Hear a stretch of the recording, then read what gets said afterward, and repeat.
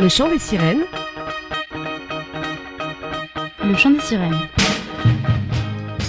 Bonsoir chères auditrices et auditeurs de Westrack Radio. Vous êtes dans votre émission féminine, féministe, humaniste, égalitaire, locale et confinée, le chant des sirènes.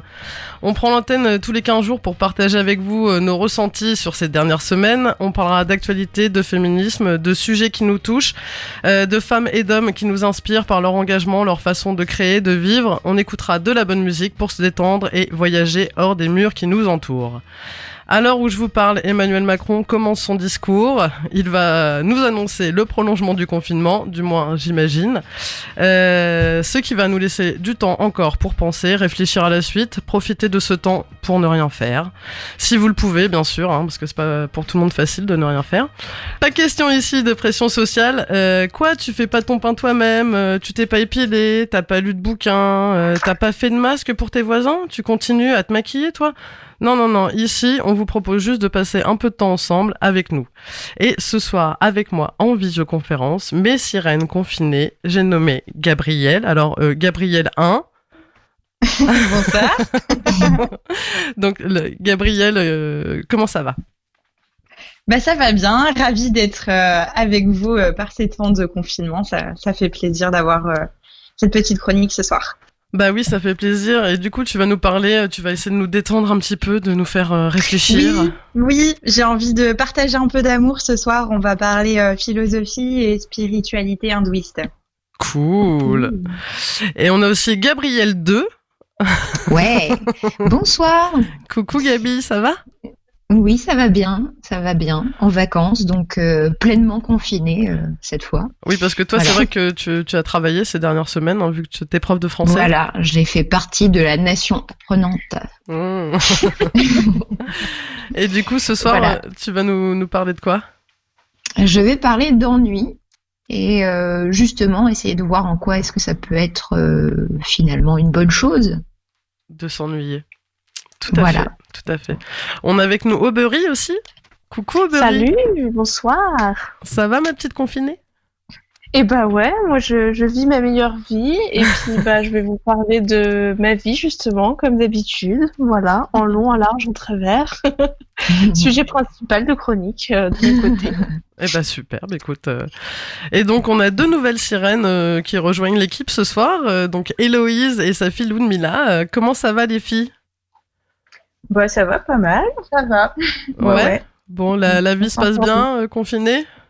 Ouais, ça va. Il y a des hauts et des bas, mais globalement, ça va. Cool. Ouais. Et vous allez nous parler de quoi, vous, ce soir ? Nous, on va vous parler un petit peu de cinéma et plus particulièrement de Sofia Coppola, parce qu'on s'est fait une petite rétrospective, mère-fille, et c'était chouette. Et donc, on va vous parler des films qu'on a vus. Cool, très bonnes idées pour passer du temps aussi. Eh bien, je vous propose quelques petites news avant de passer aux choses sérieuses. Attention, jingle.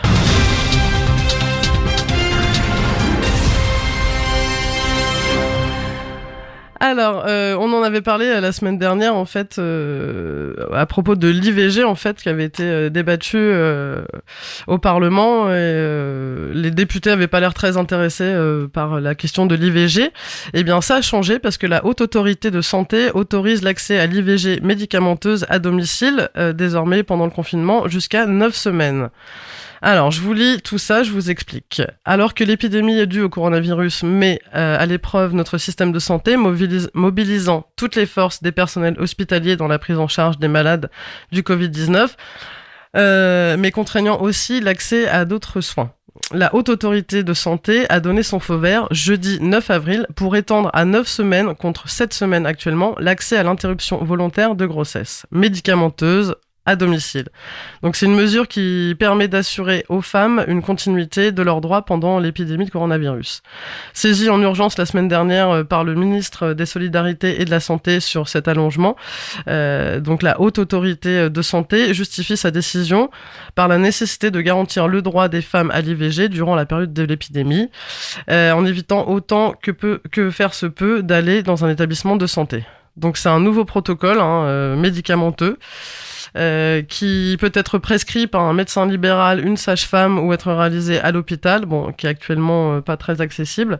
Donc on peut le faire chez soi jusqu'à 7 semaines d'aménorrhée et 9 semaines dans un milieu hospitalier, pardon. Donc voilà, chaque année quand même, il y a quelques 220 000 avortements en France et un quart des IVG est réalisé hors de l'hôpital.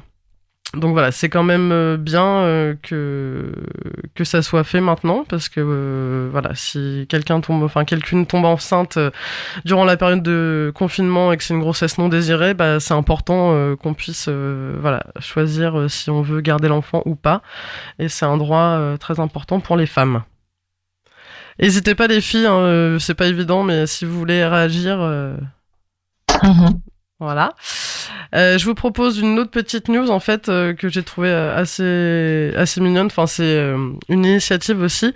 C'est écrire à une personne qui est isolée en fait pour faire profiter à des pensionnaires des EHPAD, donc c'est des maisons de retraite qui ne peuvent plus recevoir de visites, et pour briser le sentiment d'abandon de ces personnes, il y a 10 membres d'une même famille qui ont lancé un site baptisé Une lettre, un sourire. Donc ils proposent d'écrire une lettre à une dame âgée isolée ou un monsieur âgé isolé, donc des anonymes vivant dans des EHPAD, auxquels votre message sera remis. Donc le site suggère également de fournir une photo de soi, même si c'est possible d'illustrer le message par une autre image de son choix. Les créateurs du site déclarent envoyer le message aux résidents de près de 400 centres d'hébergement pour personnes âgées dépendantes. Donc ça, j'ai trouvé ça cool parce que tu vas sur le site, donc on mettra bien sûr sur le lien du podcast. Tu t'écris un petit mot aux personnes, tu mets une petite photo de toi et puis tu leur envoies et puis ils se chargent de transmettre à des personnes âgées qui sont en situation d'isolement dans ces EHPAD, et je pense que ça leur fera le plus grand bien et beaucoup de plaisir. Donc je l'ai pas encore fait, mais je vais le faire dans la semaine. Oui, bonne idée, c'est super cool. Il y a une autre initiative aussi dont je voulais parler, c'est une compilation qui s'appelle Sick Sad World. Donc c'est Raphaël Balzari, qui est chanteur de l'excellent et prometteur groupe rouennais We Hate You Please Die, qui est à l'initiative de cette compilation. Donc elle s'appelle Sick Sad World 90-2000. C'est 41 artistes en fait pour 41 reprises qui vont venir en aide à des associations caritatives. La sortie est prévue le 15 avril. Alors en fait, l'objectif, c'est de récolter des fonds pour des associations venant en aide à des personnes fragiles, sans domicile et exposées au Covid-19 pendant cette pandémie. Donc il a ainsi donné carte blanche à des artistes et des formations régionales pour des reprises. Une carte blanche avec néanmoins des règles du jeu, enregistrée avec les moyens du bord, un titre des années 90 à 2000. Donc il y a 41 artistes, de You Said Strange à Mankins, à Julius Spellman, Johnny Mafia, donc évidemment les We Hate You Please Die, Bungalow Dépression, Grand Gourou, il y a aussi les Havrais de Dead Meat, Cerveau, Dahlia, etc. Donc tous se sont prêtés au jeu et ça risque d'être vraiment génial parce que vu les reprises qu'ils proposent, ça va être super.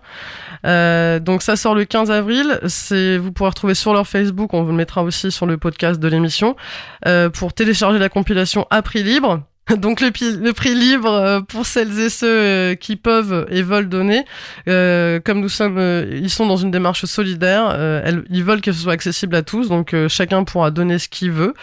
Le but est de récolter un maximum de dons. Et voilà, donc ils excluent pas non plus une deuxième compile, parce qu'il est important d'unir les forces pour des causes, pour cette cause à défendre. Et il y en aura beaucoup d'autres, je pense aussi. Est-ce que vous avez des petites choses à rajouter, les filles ?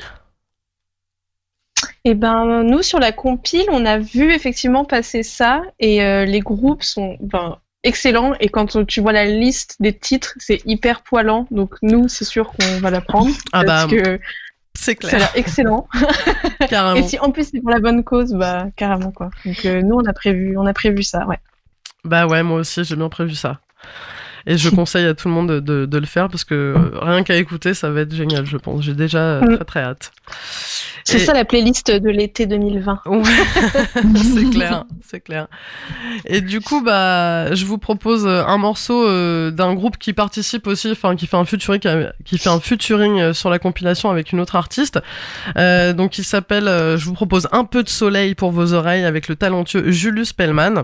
Lover et Loser magnifique. Donc Julius Pellman, il nous vient de Rouen, terre musicale et prolifique. Il est auteur, compositeur, interprète, du genre à prôner le mélange des styles, et ça se confirme sur son tout premier EP intitulé Lover, Loner, Loser, qui nous offre une musique originale entre post-punk, lo-fi, funk et noise, très influencée par le groove de la Motown. Il réussit parfaitement le mélange des genres, les nuances de la loose sentimentale façon do-it-yourself, avec talent et classe, magnifiquement réussi, le tout autoproduit. Et on écoute le morceau Poison de Julius Pellman. On behalf of the great state of Illinois,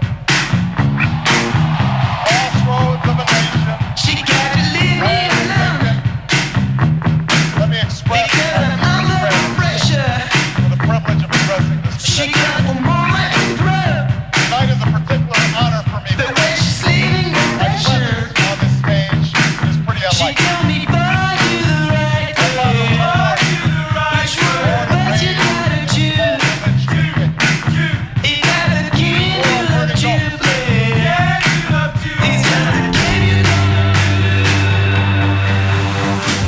She is my poison. I feel the intoxication. I have the transformation. She is my poison because she is the solution. The next step is the conclusion. She is my poison. I feel the intoxication. I have the transformation. She is my poison because she is the solution. The next step is the conclusion. Oh no. On behalf of the great state of Illinois, crossroads of a nation, land of Now that you know, let me express my the deep other gratitude girl is so special. privilege of addressing this convention. The bomb is about to blow Tonight is a particular honor for me because she my feels she's presence an on this option. stage is pretty unlikely. She told me, boy, do the right way. Which one, but you gotta choose. It got the game you love to play. It's just a game you don't lose. She is my poison. I feel the intoxication. I have the transformation. She is my poison because she is the solution. The next step is the conclusion. She is my poison. I feel the intoxication. I have the transformation. She is my poison because she is the solution. The next step is the conclusion. Oh no.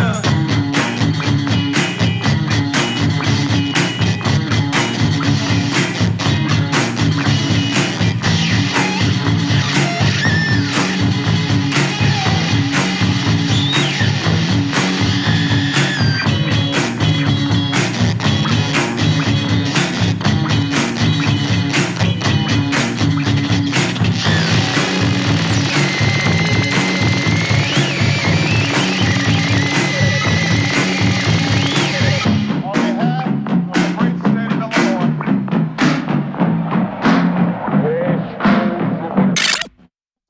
Vous êtes dans le chant des sirènes sur West Track Radio. On vient de s'écouter un petit morceau de Julius Pellman. Alors, vous avez bien aimé, les filles ? Ouais, C'est chouette. Franchement, c'est super classe ce qu'il fait. J'ai eu la chance de le voir au Tetris il y a pas si longtemps, et c'était vraiment trop classe, quoi. Sur scène, il a une putain d'énergie et une classe. Voilà, je vous conseille de le voir. J'espère prochainement. Et voilà. Bon, et ben on va, Gabrielle, si t'es ok pour nous faire ta petite chronique philosophique sur le bouddhisme et l'hindouisme, je crois. Tout à fait, c'est Eh bien, ça. on Alors est tout aujourd'hui, oui. j'avais envie de vous balancer du love. On va parler d'amour envers les autres et envers soi-même. Car à ce qu'il paraît, avant de pouvoir aimer les autres, ou du moins correctement, eh bien, il faut apprendre à s'aimer soi-même. Et pour s'aimer soi-même, quoi de mieux que de se souhaiter la paix intérieure et le bonheur. J'avais envie de vous parler pour cela de la spiritualité et la philosophie de l'hindouisme et du yoga, qui est la mise en pratique des enseignements hindouistes, qui vise le détachement et la non-souffrance pour atteindre l'éveil spirituel. On est assez forcé de constater que majoritairement, nous sommes en prise avec notre environnement. On réagit aux stimulations extérieures, à ce qui se passe autour de nous. On se trouve affecté par des événements ou des choses de l'ordre du sensible, par nos expériences. Alors ça peut procurer plaisir et contentement immédiat, mais cela peut aussi nous faire ressentir d'autres émotions, négatives, perturbantes, difficiles à gérer. Cet attachement que l'on a aux choses du monde sensible est la cause de nos souffrances, parce que ce sont des choses que nous ne pouvons pas maîtriser. On ne peut pas contrôler les réactions de nos proches, les réactions des gens que nous côtoyons ou croisons. On ne peut pas anticiper le futur, tout change constamment. Alors c'est quelque chose qui peut nous rendre anxieux, on peut avoir l'envie de se braquer face au changement ou ne pas l'accepter. Mais pour les hindouistes, il faut accepter ce que nous sommes et ce que nous avons au moment. Et se recentrer donc d'une part sur notre être, mais aussi sur une temporalité, celle du présent, se concentrer sur ce qui est maintenant. Mais attention, nous ne sommes pas forcément à même de voir la réalité telle qu'elle est, puisque notre mental est agité. Pour cela, il faut développer une conscience claire et notre concentration à travers l'apprentissage de la méditation. L'enseignement hindouiste nous apprend que nous avons une conscience pure qui brille au fond de notre être, notre nature spirituelle profonde et qu'il s'agit de retrouver. Venons-en maintenant à la prescription du yoga. Le yoga vient du sanskrit yug, qui signifie lien, union. En fait, il permet de reconnecter ensemble le mental et le corps. Donc, dans une grande concentration, le yoga va permettre à l'homme de cesser son activité mentale pour ne se préoccuper que des enchaînements et de son souffle. Il se reconnecte donc à son être intérieur, il se recentre. Dans le yoga, on essaye d'être à la fois conscient du geste, de la respiration et de la sensation. Et grâce au yoga et à la méditation, l'individu apprend à observer ses pensées et ses sensations sans les juger. À observer par exemple une colère qui monte en soi en étant un témoin attentif. Mais il s'agit à ce moment-là de ne pas répondre aux sensations qui nous animent. Simplement les observer et avec bienveillance. La prise de conscience crée un espace qui permet de ne pas être emporté par l'émotion du moment. Et il me semble que dans ces enseignements, la spiritualité du yoga invite à poser un regard bienveillant sur soi. Durant une pratique de yoga ou de méditation guidée, les professeurs nous guident avec beaucoup d'images et de métaphores, mais parlent aussi beaucoup d'amour, de gratitude, de compassion. On est invité par exemple à dédier notre pratique. Ce n'est donc pas un moment individualiste et pas non plus compétitif, ni envers les autres, ni envers soi-même. C'est pratiquer dans le respect des autres, mais aussi de soi, ne pas pousser son corps à un endroit où il n'est pas encore prêt à aller. Dans les Yoga Sutras, Patanjali écrit dans le Sutra 1, verset 15, « Le non-attachement est induit par un état de conscience totale qui libère du désir face au monde qui nous entoure. » Et alors, j'aimerais lire le commentaire qui en est fait, que je trouve très beau. Il dit « Lâcher prise, ne pas se projeter vers les êtres et les choses de façon volontaire et possessive, mue par le désir de prendre, de s'approprier, de contrôler. Lâcher prise, accepter ce qui est, ce qui survient. Accepter l'autre dans sa différence, sans le vouloir pareil à soi, ou tel qu'on le voudrait qu'il soit. Aimer sans vouloir attacher, identifier, asservir. Accepter est très difficile. On le veut, on croit y parvenir, et le corps, qui lui ne ment pas, manifeste par la souffrance et la maladie que l'on ne donne pas une adhésion profonde de tout l'être à cette acceptation. Dans la pratique du yoga, lâcher prise, c'est accepter de négocier avec son manque de souplesse, accepter que la posture parfaite soit celle que l'on ne peut plus améliorer avec ses moyens du moment. Le lâcher-prise, c'est l'humilité, la simplicité retrouvée, l'état sans désir. Sans désir, on est sans pensée. Sans pensée, on est dans la réalité. Et j'ajouterai dans le présent, dans le moment. Et comme il le dit, accepter est très difficile. En ces temps de confinement, il peut être difficile pour nous tous d'accepter notre condition. Beaucoup de contraintes nous sont tombées dessus et c'est tout notre monde qui s'en trouve bouleversé du macro au micro. Car notre petit monde à nous n'est plus le même depuis un mois. Il nous oblige à nous resituer dans un présent et nous contraint à ne plus détourner le regard. On ne peut plus aller boire des verres, pour beaucoup, ne plus aller au travail, on ne peut plus se projeter dans l'avenir. On est face à soi. Et qu'est-ce qu'on fait du soi qui prend tant de place désormais ? Il me semble que dans la contrainte peut fleurir une forme de liberté nouvelle et bien connue des artistes qui jouent avec des contraintes formelles pour enrichir leur art, pour en tirer de nouvelles choses et aller vers de nouveaux horizons artistiques. Il me semble que nous pouvons aussi décider de faire cela. de voir ce moment de quarantaine comme la possibilité de nous recentrer, de comprendre nos schémas de pensée et de nous observer avec bienveillance et amour, de remarquer ce que nous avons été capables de faire depuis un mois déjà. C'est un choix individuel qui demande une grande volonté, une grande rigueur et assiduité. Mais cela en vaut sûrement la peine. Alors, j'ai 5 conseils que j'aimerais partager avec vous. Conseil numéro 1. S'observer réellement et se demander comment est-ce que je me parle. Est-ce que je me dis que je suis nulle, que je suis pas douée, que je suis une feignasse? Déjà, changer la manière dont on se parle, c'est commencer à se reconsidérer. Est-ce que je me pousse trop? Est-ce que je suis trop exigeante avec moi-même? Est-ce que je laisse les autres me pousser trop ou me manquer de respect? Conseil numéro 2. Prendre soin de soi. Ça passe par le fait, par exemple, de prendre soin de son corps, avoir une bonne hygiène de vie, manger correctement en écoutant son corps. Ça peut aussi être de se faire de l'automassage, parce qu'on n'a pas toujours un mec ou une copine à la maison. Ça peut aussi être avoir une routine, parce que c'est quelque chose qui fait énormément bien au mental. Conseil numéro 3, faire un carnet de gratitude. Celui-là, je l'adore. Vous prenez un carnet, vous notez 3 jolies choses de votre journée, ce qui vous a fait plaisir, et ça permet de se concentrer sur le positif et de laisser moins de place au négatif. Conseil numéro 4, télécharger des applications magiques. Alors, par exemple, pour faire de la méditation, il y a une super application qui s'appelle Petit Bambou. Il me semble que les 10 premières méditations sont gratuites. Ensuite, ça devient payant. Et cette application, elle est vraiment bien faite parce que les séances sont guidées, donc c'est plus facile pour commencer la méditation. Une autre pour faire du yoga qui s'appelle Down Dog, qui est normalement payante, mais gratuite jusqu'au 1er mai dans le cadre du confinement. Donc voilà, une chouette initiative. Et vous pouvez choisir le type de yoga et la durée, et c'est en français. Et enfin, dernier conseil, si vous avez Instagram, je vous conseille vivement de regarder les dernières vidéos de 2 professeurs de yoga. Donc, je vais vous donner les noms des comptes Instagram. Elles ont fait une série de 10 vidéos qui expliquent les 8 branches du yoga de Patanjali, dont je vous ai un petit peu parlé là, ma citation. Ça s'appelle Yoga Beyond the Mat, donc le yoga au-delà du tapis. Et c'est super car ça alterne entre des explications philosophiques du texte et des exemples concrets à appliquer dans notre vie de tous les jours, donc avec de très bonnes vibes. Par contre, c'est en anglais. Les comptes, alors je vous appelle, ça s'appelle _du-bas Elisabeth avec un Z Tracy, Tracy_du-bas.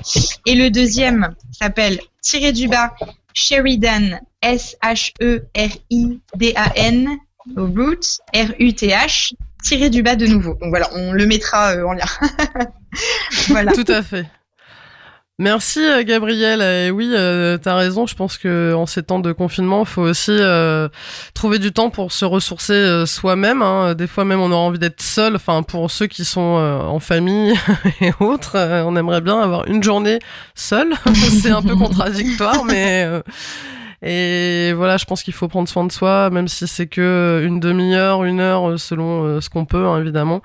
Mais oui, ça fait du bien de se ressourcer. J'ai téléchargé Petit Bambou aussi. J'ai commencé un petit peu à en faire. Mais Moi aussi, je suis sur Petit Bambou et effectivement, ils ont aussi mis certains programmes en accès libre exceptionnellement pendant le confinement. ouais, tout à fait. Notamment des programmes pour les enfants et les ados. Voilà. Ce qui est très bien aussi, parce qu'effectivement, pour les ados, ça doit pas être évident. Moi, j'ai un petit garçon de 2 ans, donc lui, il capte pas grand-chose. Pour lui, c'est un grand jour sans fin, et c'est cool. Même s'il nous réclame pas mal, « Ah, je voudrais aller à la crèche », mais bon. Mais c'est vrai que pour les ados qui ont accès au réseau et tout ça, ça doit pas être facile. Ludmila, peut-être tu peux nous en parler ? Non, c'est pas vraiment facile. Enfin, moi, par exemple, j'aime pas les appels vidéo parce que ça me rappelle que je suis loin de mes amis et c'est aussi compliqué pour les cours en ligne et de ne pas être enfermé trop longtemps non plus. Enfin, c'est pas très agréable, non, clairement. Bah oui, c'est sûr. Je pense que le manque des copains, déjà que nous, on a du mal à le vivre, mais alors pour les ados, je pense que c'est encore pire. C'est clair. Mais dis-toi que c'est pas arrivé, ça serait arrivé dans les années 90, on n'aurait pas eu du tout de visio, on n'aurait pas de téléphone portable, ça aurait été encore plus compliqué. Mais c'est vrai que les visios, bon bah voilà, c'est quand même bien, mais on commence à en avoir un peu tous marre aussi, évidemment, parce que des fois c'est un peu saoulant quand ta mamie tous les 3 fois par an, etc. Mais bon voilà, ça permet de garder le contact quand même, et c'est chouette. Et ben en tout cas, merci Gabriel pour cette belle chronique. On va se Merci, faire avec plaisir. Mais toujours. On va se faire une petite pause musicale. Je vous propose d'écouter mes petits chouchous rouennais, les We Hate You Please Die. Donc l'énergie et l'émotion viscérale sont la base de leur projet. Le groupe est engagé et attentif aux questions sociétales et environnementales, comme on a pu le voir avec le chanteur qui est à l'initiative de la compile dont je vous parlais tout à l'heure. Donc c'est deux filles, deux garçons qui cherchent une certaine transe à travers leur musique garage punk rock, une énergie qui essaie de transcender ce monde hideux pour créer autre chose, quelque chose de brillant, étincelant, pur et brut. On écoute Minimal Function de We Hate You Please Die.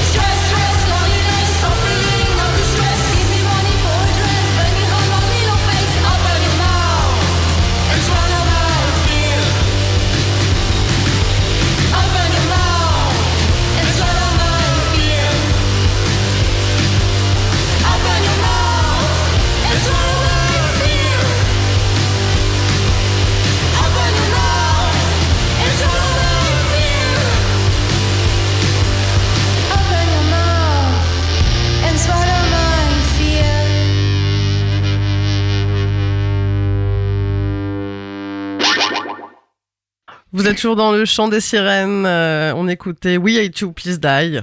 Voilà, j'espère que vous avez kiffé. Grave. Grave. Ouais, moi j'adore vraiment ce groupe. Ils sont super. Oui, c'est chouette. Ouais. Du coup, Gabriel, si on parlait d'ennui. Oui. D'ennui, grande question que l'ennui. Et le thème philosophie que tu as proposé, Marie, pour aujourd'hui, sonnait pour moi comme un espoir.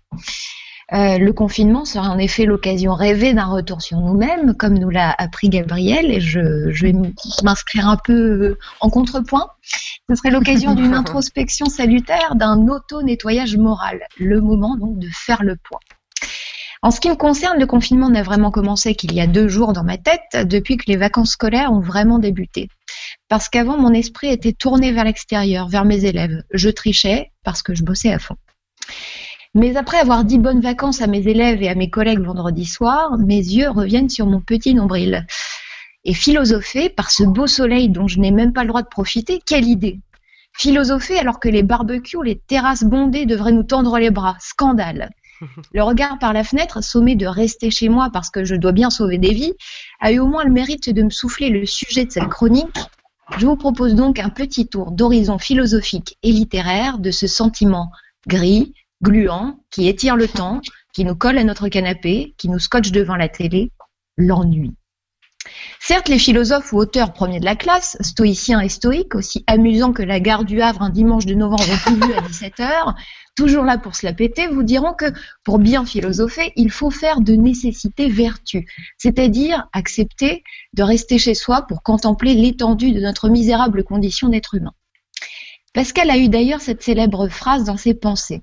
Tout le malheur des hommes vient d'une seule chose, qui est de ne savoir pas demeurer en repos dans une chambre.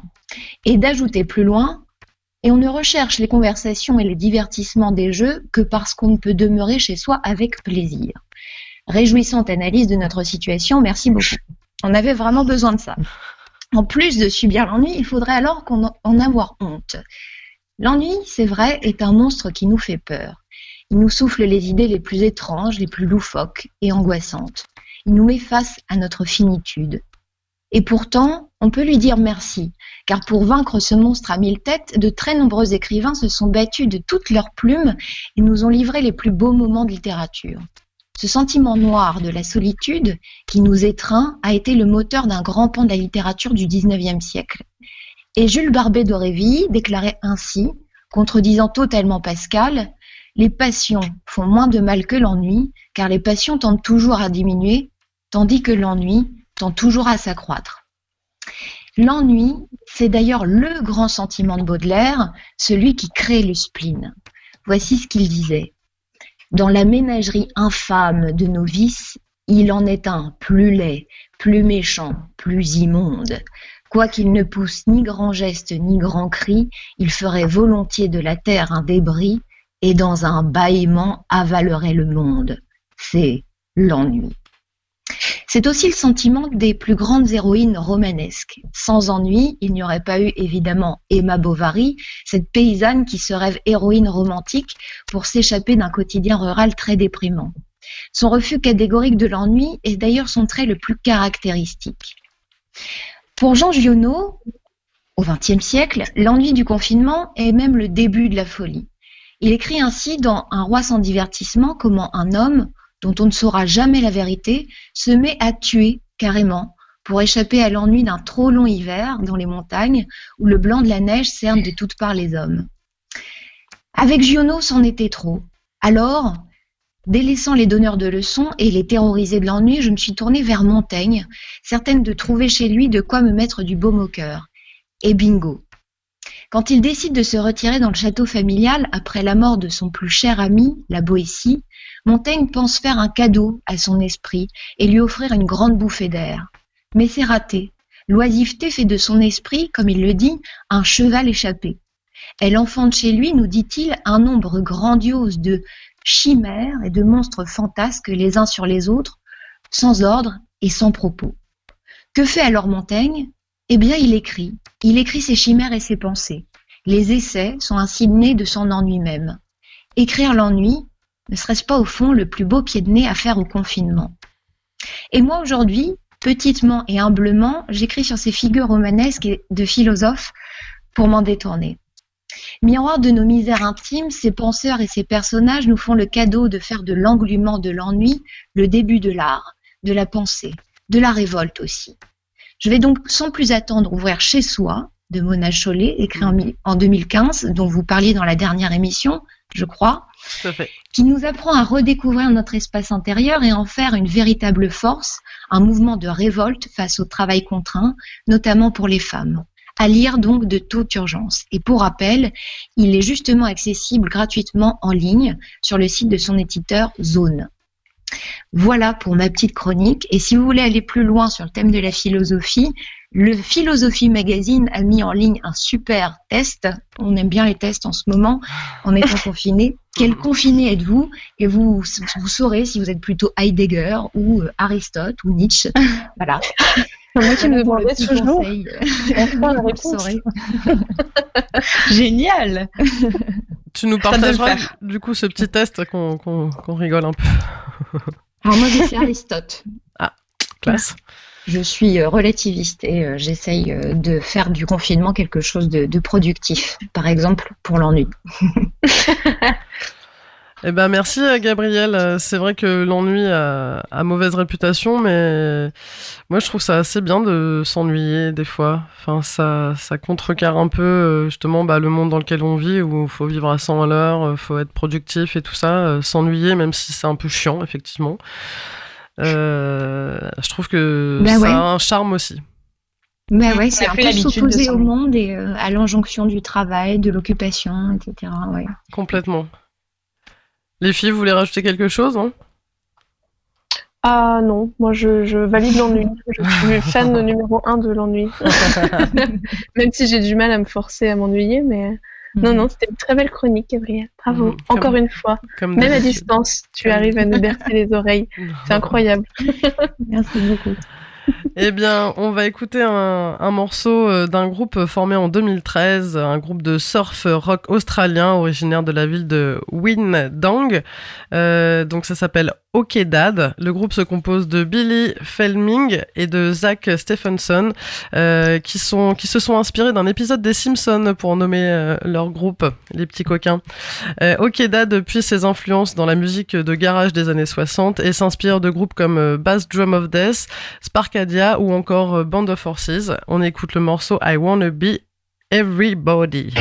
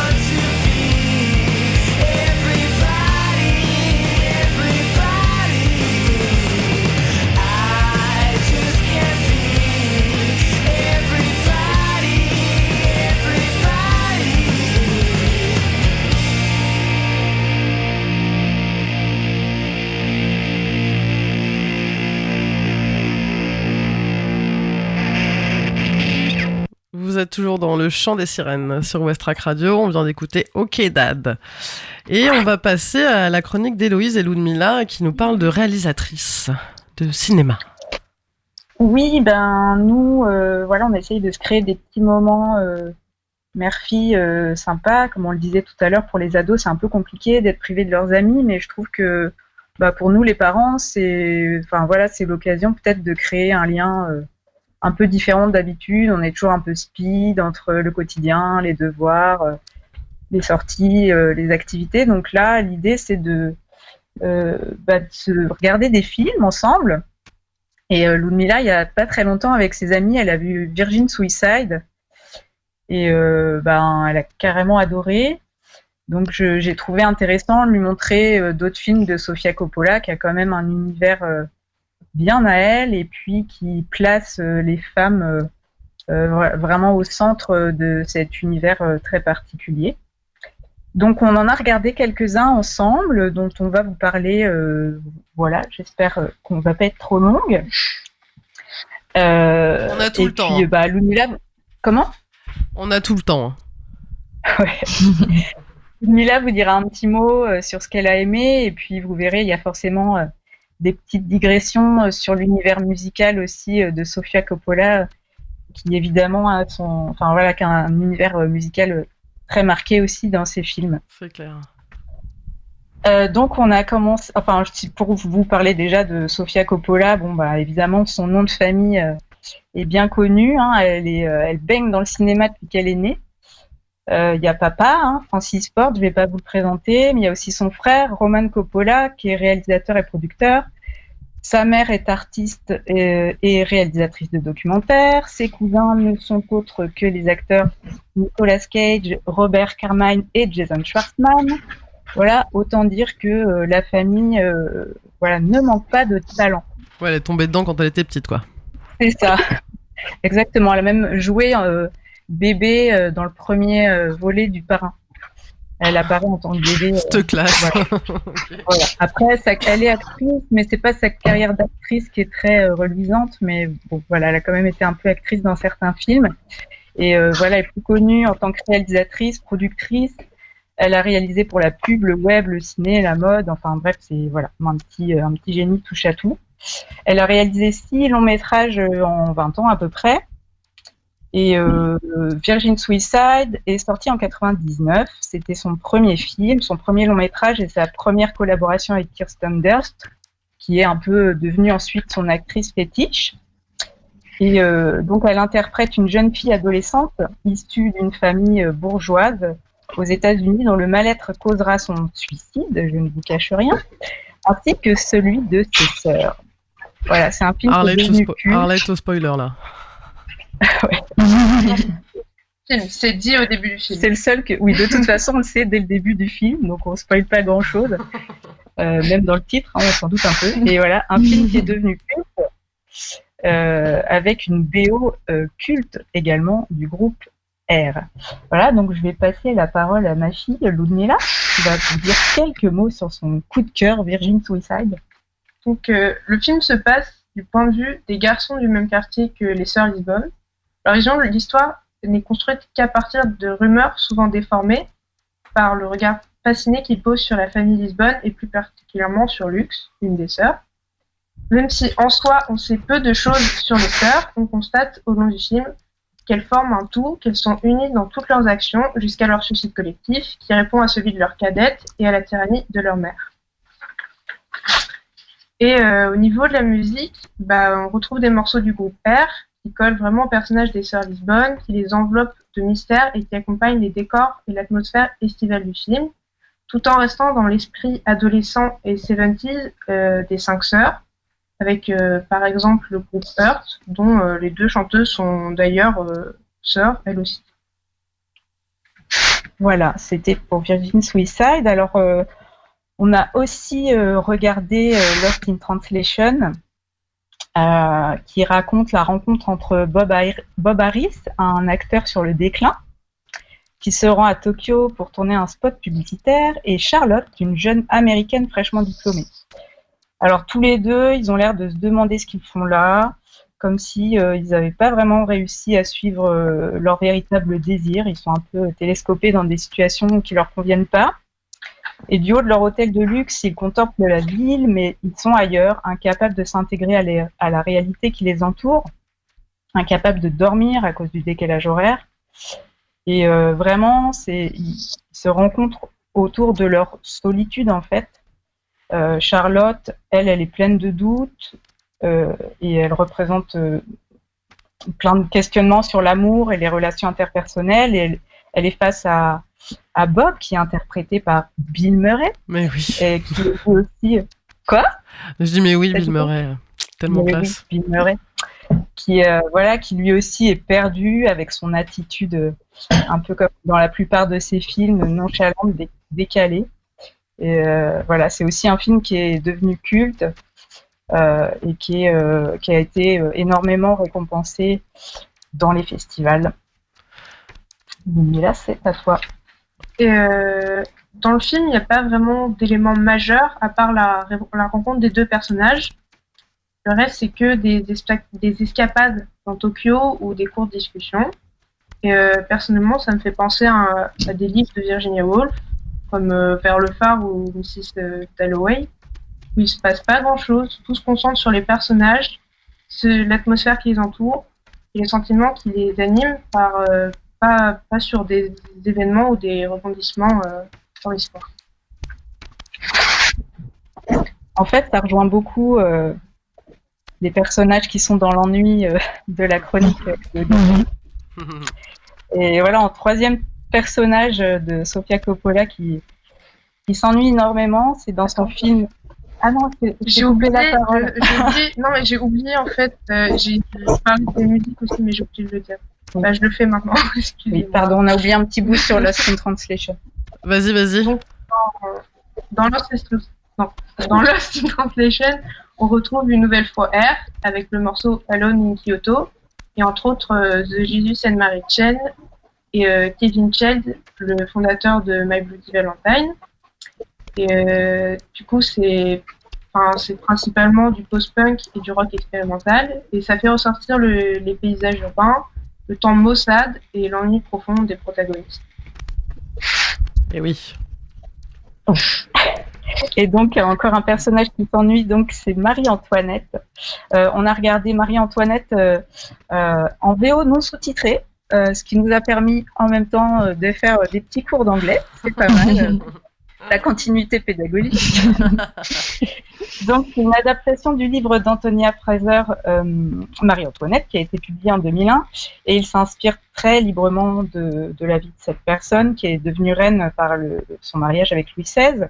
Alors, Sofia Coppola, comme dans le livre d'ailleurs, elle donne une vision un peu différente du personnage que celle qu'on a l'habitude d'entendre, dont on retient juste la phrase s'ils ont plus de pain, qu'ils mangent de la brioche. Je crois que c'est ça. Le peuple. On leur donne de la brioche. Qu'on leur donne de la brioche. Et puis voilà, le personnage un peu excessif, dépensier. Donc elle rappelle, elle replace son personnage dans toute sa jeunesse, sa candeur. C'est quand même une jeune fille qui a été reine à 14 ans, donc c'est quand même un peu jeune pour devenir régente. Et dans le film, on sent sur elle le poids des coutumes auxquelles elle a vraiment du mal à se soumettre. Elle a à la fois beaucoup de douceur et en fait c'est un personnage qui s'ennuie terriblement et elle recherche de la distraction à travers la beauté, à travers le faste, justement pour fuir cet ennui et toute cette frustration qui l'habite dans son quotidien. Et au début du film, la bande originale, elle est composée de musique d'inspiration d'époque, puis elle tourne à une BO rock et punk à partir du moment où le personnage de Marie-Antoinette se libère du protocole strict de la cour de Versailles.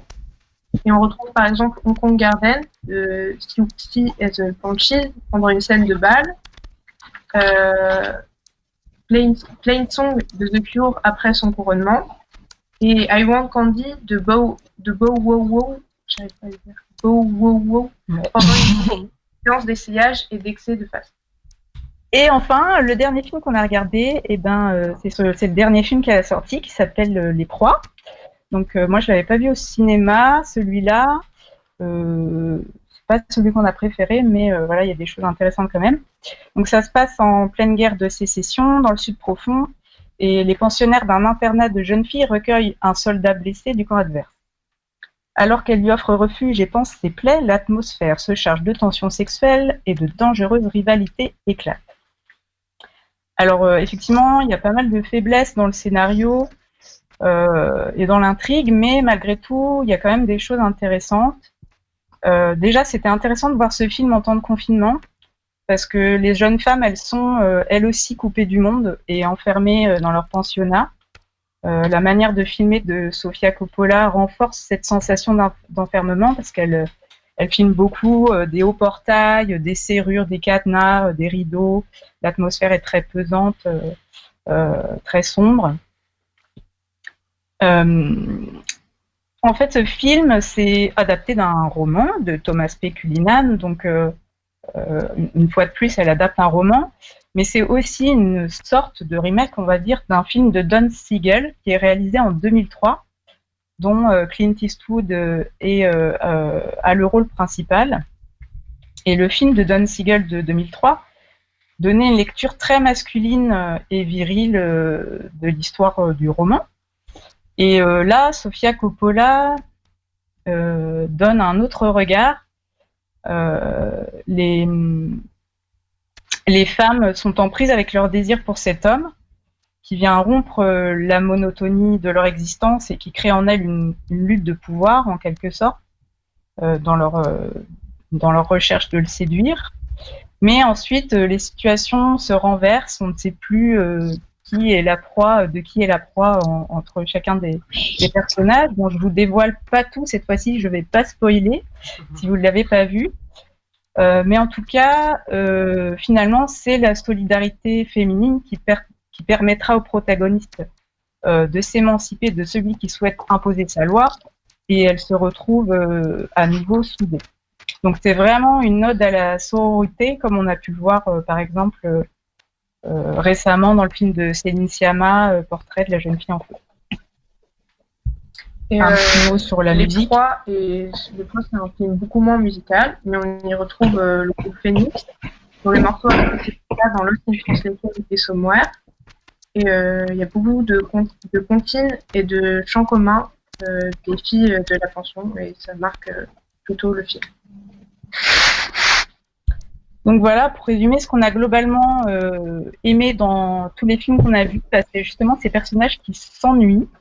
Il y a une impression qu'il ne se passe pas grand-chose, il y a une espèce de flottement, de contemplation, de langueur, où se mêle de la poésie, de la mélancolie. C'est renforcé, comme on l'a dit, par la musique, les plans larges, les décors somptueux, que ce soit la ville, par exemple, dans Lost in Translation, ou le faste coloré de Versailles dans Marie-Antoinette. Et puis il y a également des scènes contemplatives qui rappellent vraiment des œuvres picturales dans chacun des films.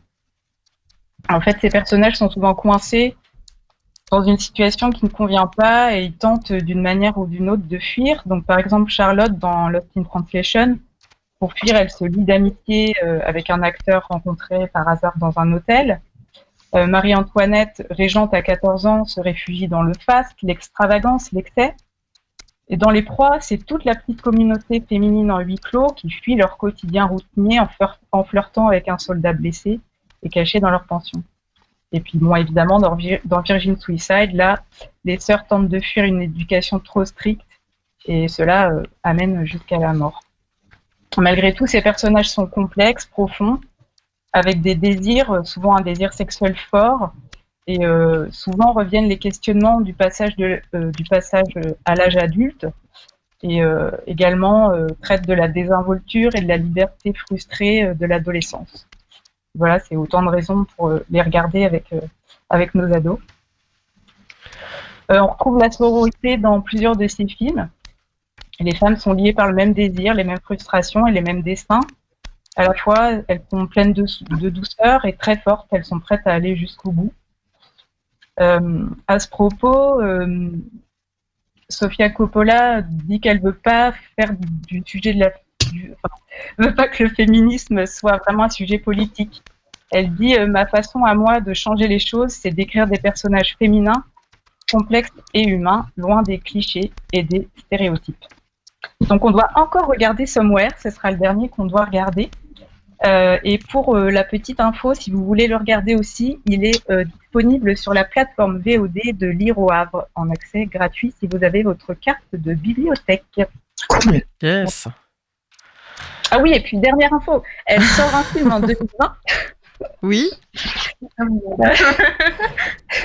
Elle doit sortir un film en 2020. Bon, alors le cinéma est quand même pas mal impacté par la crise aussi actuelle. la crise, et il y a plein de sorties de films qui sont repoussées, mais elle doit sortir un film avec Bill Murray.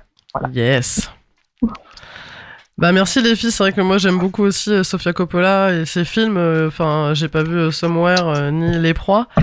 Mais je trouve qu'elle a un esthétisme dans ses films très marqué, enfin, qui est très...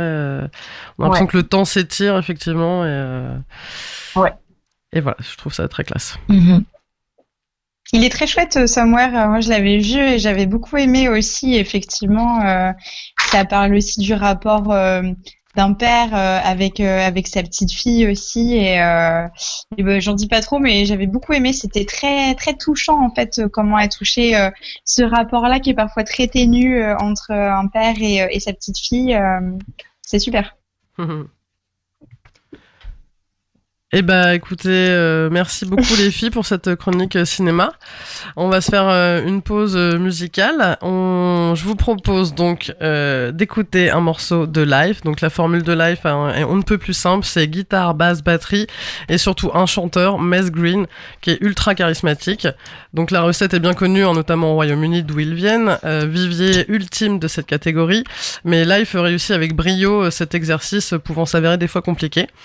Poussé par l'énergie inépuisable de leur chanteur, le Quatuor délivre un deuxième album là, Picture of Good Hills, punchy et efficace. Donc leur force réside sans aucun doute dans leur performance scénique. Moi je les ai vus il y a pas longtemps au SEM, c'était juste mémorable et intense. Voilà, enfin lui, il fait penser à un Ian Curtis endiablé, envoûté et pardon. Et voilà, enfin Life prouve que parfois il n'y a pas besoin d'en faire des tonnes et qu'un rock puissant, énergique et brut, ça peut atteindre l'auditeur et nous charmer sans concession aucune. Et on écoute le morceau Grown Up de Life.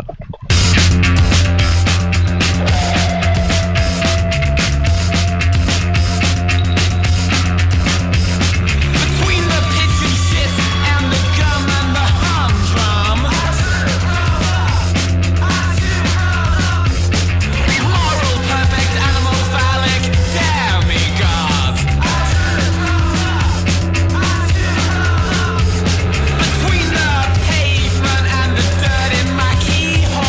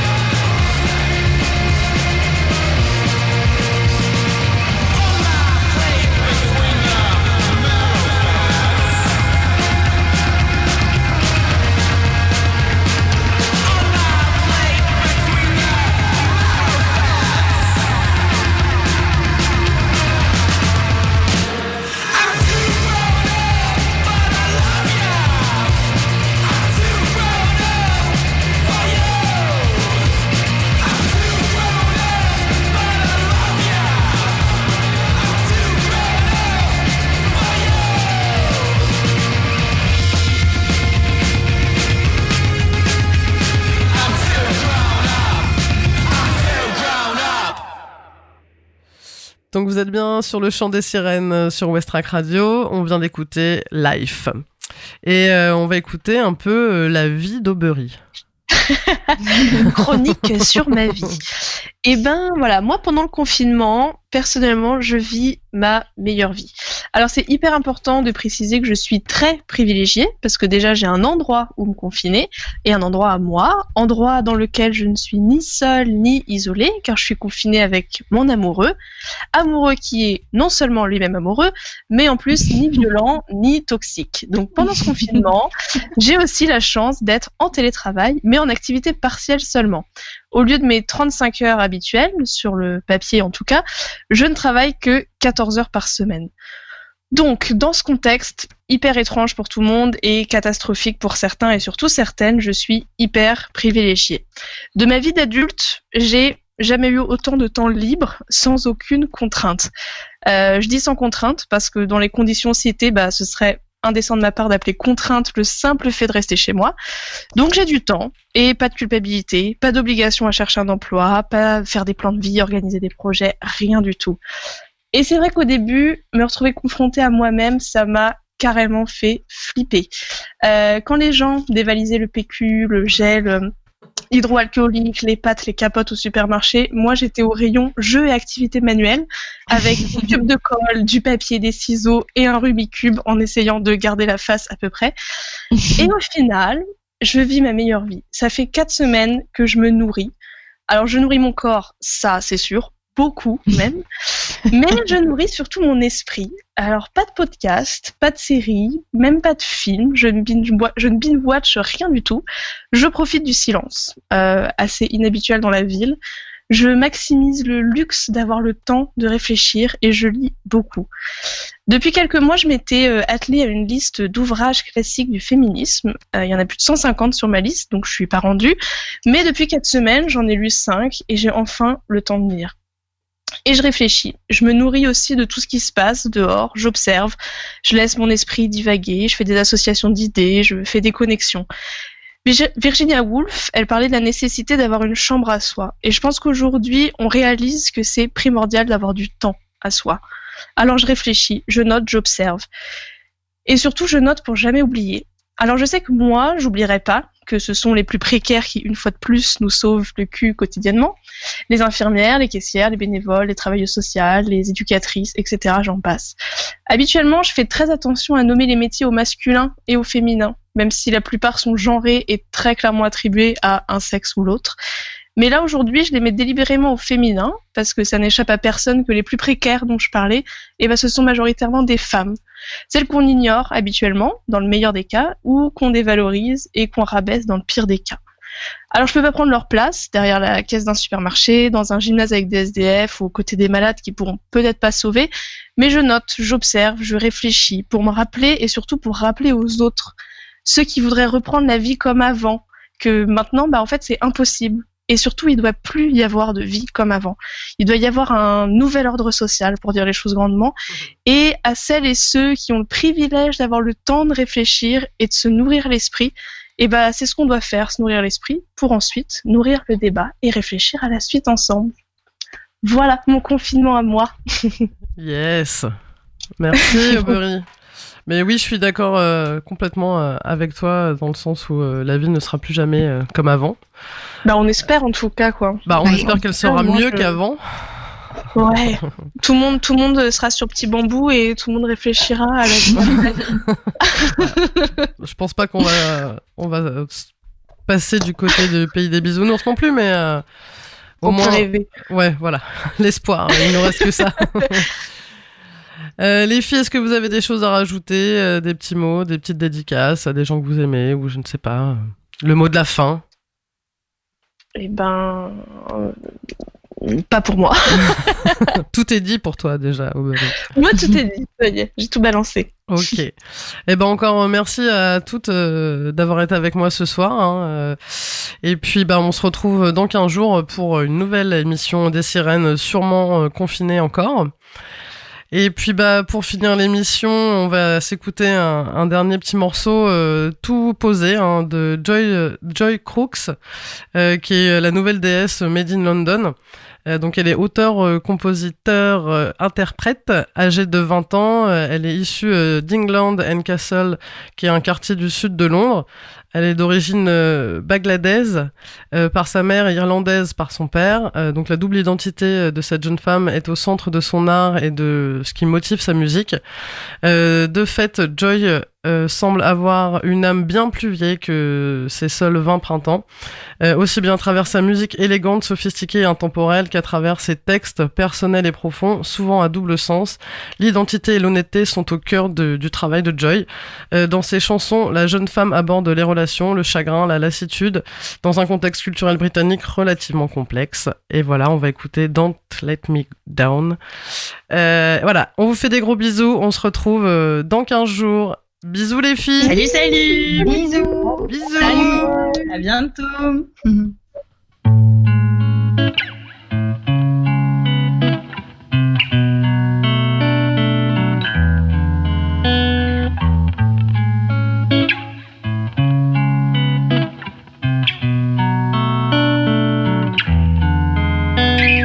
Wondering eyes, I see them all the time while we roll east to west, just for you in my Sundays best. Do those looks mean much more? 'Cause you're so far from home.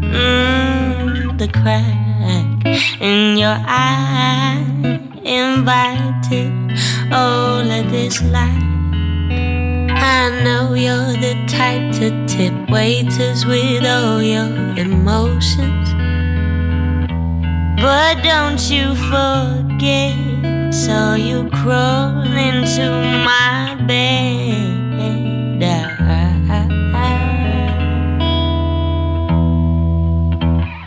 Don't let me down, don't let me down, don't let me down, don't let me down. Rolling up, 'cause my high is never enough. In the night I set my legs open, made sure all my defenses were broken.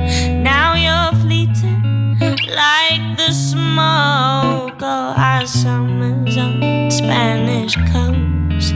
I had to lie to see you go red just to get you off of my chest.